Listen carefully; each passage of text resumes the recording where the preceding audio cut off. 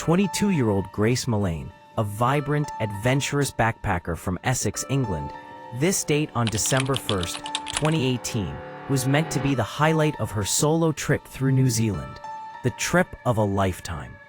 But that date, set up on the dating app Tinder, was the last time she was seen alive. What happened to Grace Mullane is a story that reveals the terrifying vulnerability of modern dating and the casual evil that can lurk behind a charming profile. And here is the most shocking truth. After killing her, her murderer left her body in the suitcase that Grace had traveled halfway across the world with. For 2 days, he carried on with his life, going on another Tinder date, disposing of the suitcase in a shallow grave, all while Grace's worried family searched desperately for any sign of her. The trip of a lifetime. Grace Mullane was a recent university graduate, full of promise and driven by a thirst for adventure.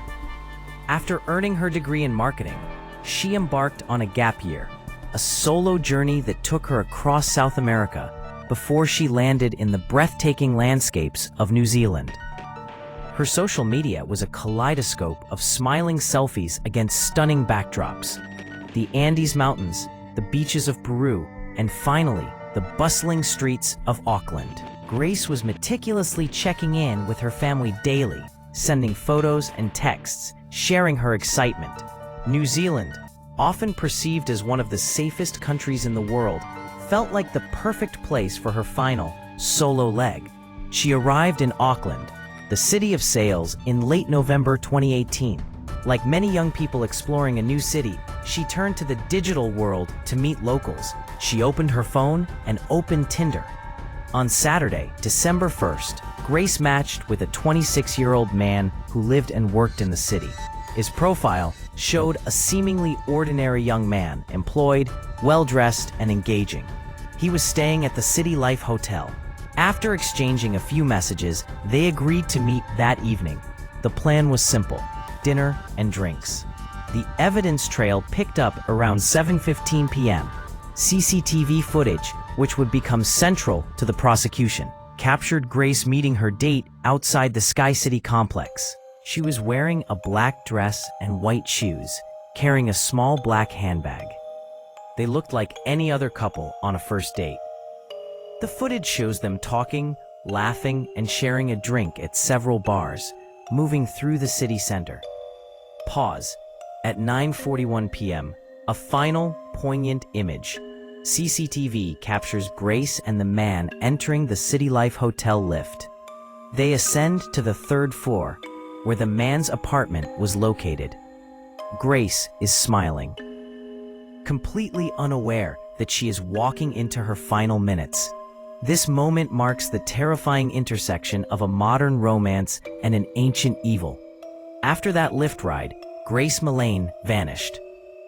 The next day, December 2nd, the daily texts Grace usually sent to her family and friends stopped.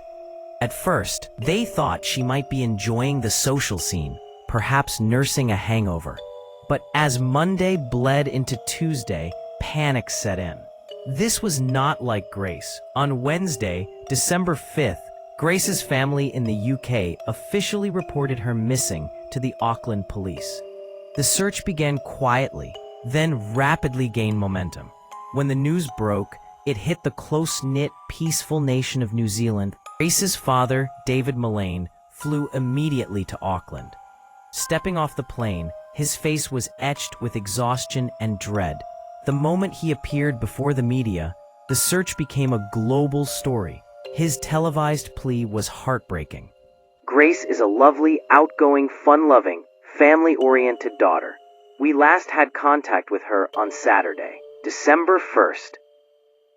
We desperately want her to be found. So, while the public appeal was underway, police had already homed in on the last person to see her alive, the man from the Tinder date. They interviewed him, and initially, he played the role of the concerned acquaintance. He claimed they went their separate ways outside the hotel that night. He was calm, cooperative, and chillingly persuasive. But detectives were gathering evidence that shredded his lie. They examined the CCTV footage in minute detail and cross-referenced it with his movements on the day after the date. and the footage revealed a horror the man had carefully tried to conceal. The man was captured leaving the hotel, then returning, driving a rental car.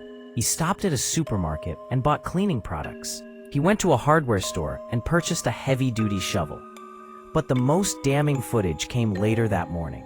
At 11:30 a.m., the man was seen struggling to maneuver a large brown suitcase from the lift and into a luggage trolley. The prosecution would later confirm this was Grace's suitcase. It was bulky, difficult to move, and he was using the luggage car for what was clearly an abnormal amount of weight. He then took the trolley to his rental car. He was filmed smiling and talking on the phone, appearing completely relaxed, all while Grace Mullane's body was inside that suitcase, mere feet away. He was arrested. During the final, grueling police interrogation, he broke. He admitted that Grace was dead. The shocking location of her body was revealed: the dense bushland of the Waitakere Ranges, a remote, rugged area outside Auckland. He had driven out there, carried the heavy suitcase several hundred meters into the scrub, and buried it in a shallow grave. The official cause of death was confirmed as compression to the neck, strangulation. The prosecution's case was clear. This was not a tragic accident. It was murder. The man claimed the death occurred during rough sex, a flimsy defense designed to shift the blame onto Grace and mitigate the crime to manslaughter. But the evidence told a different story. The jury saw a man enjoying his life while his victim was decomposing nearby, packed into a suitcase meant for vacation clothes. The defense tried to destroy Grace's character, highlighting her use of Tinder and attempting to imply recklessness. But the prosecution and the judge fiercely protected her legacy, emphasizing that Grace's actions, including engaging in a date, did not justify or invite murder. The jury deliberated for 5 hours. On November 22, 2019, they returned their verdict: guilty of murder. The killer was sentenced to life imprisonment with a minimum non-parole period of 17 years. In her sentencing remarks, the judge stated the man had shown utterly damning cruelty and exhibited an extreme degree of callousness in his treatment of Grace's body. The death of Grace Mullane sent shockwaves through the global community, sparking intense conversations about solo female travel, modern dating safety, and the culture of violence against women. Her family, led by her courageous father David and mother Gillian, established the Love Grace charity, which collects handbags and toiletries for women in domestic violence shelters, a powerful, poignant tribute using the very object Grace was carrying on her final night.